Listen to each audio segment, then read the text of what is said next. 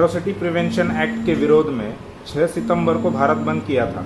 इसमें ब्राह्मणों ने पहल की थी। इसका सबूत देवकीनंदन शर्मा नाम के ब्राह्मण को लोगों को भड़काने के आरोप में हिरासत में लिया गया है। ब्राह्मण बनिया हमेशा ही ओबीसी SC ST का इस्तेमाल करता है।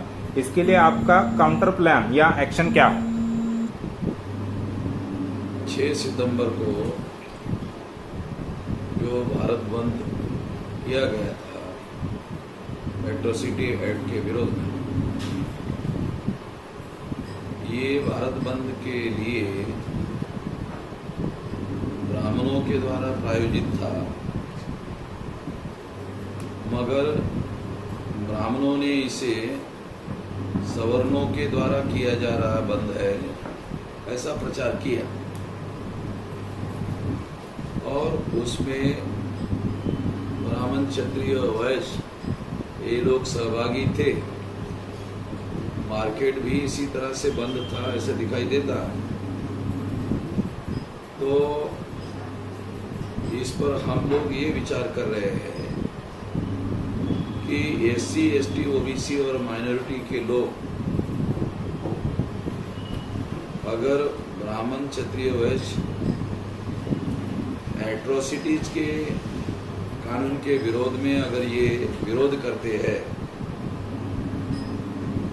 तो हम लोग सारे देश भर में एक अभियान शुरू करने का प्लान बना रहे हैं जो SC ST OBC और माइनॉरिटी के बीच में चलाया जाएगा। वो अभियान ये होगा कि ब्राह्मण क्षत्रिय वैश्य इनके जो दुकान मार्केट में होते हैं, इन दुकानों में SC ST OBC और माइनॉरिटी के लोग खरीदारी नहीं करेंगे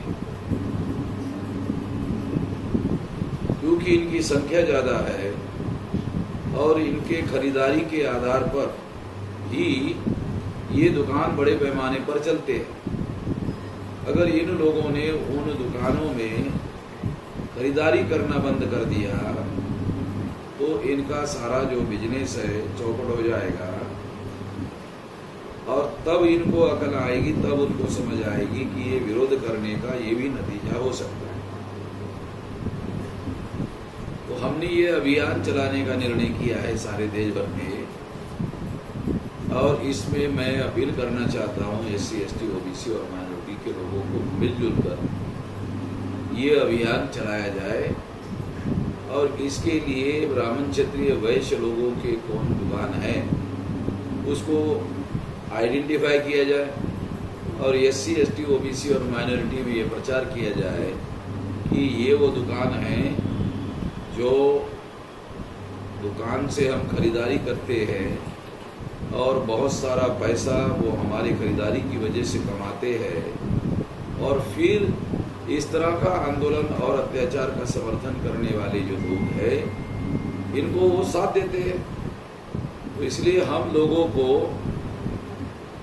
इन दुकानों पर अगर बहिष्कार डालने का कार्यक्रम चलाया जाए तो इनकी जो हेकड़ी है वो हेकड़ी ठीक हो जाएगी और इनका बंदोबस्त हो जाएगा।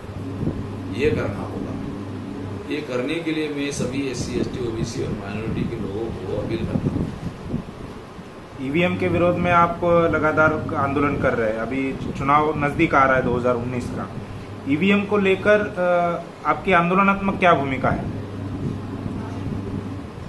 EVM के बारे में हम लोग अभी 6 नवंबर को दिल्ली में बड़ी रैली करने वाले हैं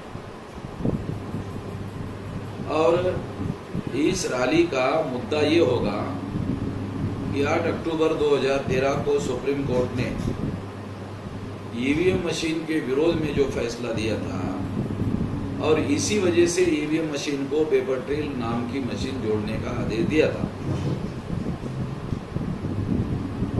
तो पेपर ट्रेल जोड़ने का आदेश देने के बाद भी चुनाव आयोग ने उस पर अमल नहीं किया था। उसी केस को लेकर मैं सुप्रीम कोर्ट में गया था तो सुप्रीम कोर्ट में मेरे फेवर में 24 अप्रैल 2017 को सारे देश भर में EVM मशीन को पेपर ट्रेल मशीन लगाई जाएगी। ये आदेश सुप्रीम कोर्ट ने मेरे केस में दिया। मगर हमने उस केस में ये भी मुद्दा उठाया था कि सुप्रीम कोर्ट ने in case of dispute paper trail machine में जो कागज बाहर निकलता है और बैलेट बॉक्स में गिरता है, उस कागज की गिनती करने का इन केस ऑफ डिस्प्यूट में सुप्रीम कोर्ट ने ऑर्डर दिया था। ये जो ऑर्डर सुप्रीम कोर्ट ने दिया था, उस समय की कांग्रेस सरकार ने, लॉ मिनिस्टर ने और चुनाव आयोग ने मिलकर सुप्रीम कोर्ट का ये आदेश प्रभावहीन करने के लिए उसके विरोध में रूल बनाए। ये रूल डॉक्यूमेंट्री एविडेंस है और ये सिद्ध करने के लिए पर्याप्त है कि सुप्रीम कोर्ट के निर्णय के विरोध में उन्होंने ये रूल बनाए। तो इस तरह से चुनाव आयोग ने ये कंटेम्प्ट ऑफ कोर्ट करने का भी काम किया है, ये भी इसमें कहा जा सकता है।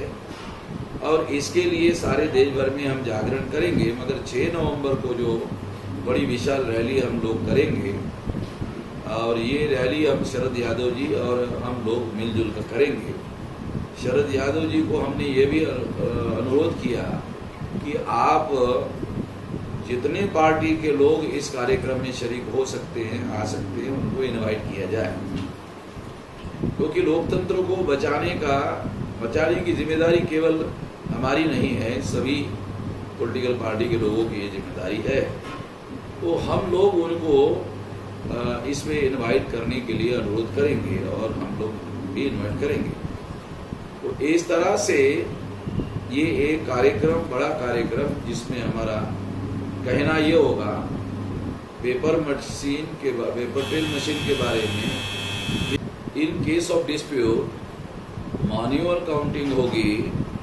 ये जो सुप्रीम कोर्ट ने ऑर्डर दिया है, ये ऑर्डर पर अमल करने के लिए बड़ा कार्यक्रम चलाया जाएगा, देश भर में चलाया जाएगा और रैली भी, बड़ी विशाल रैली होगी।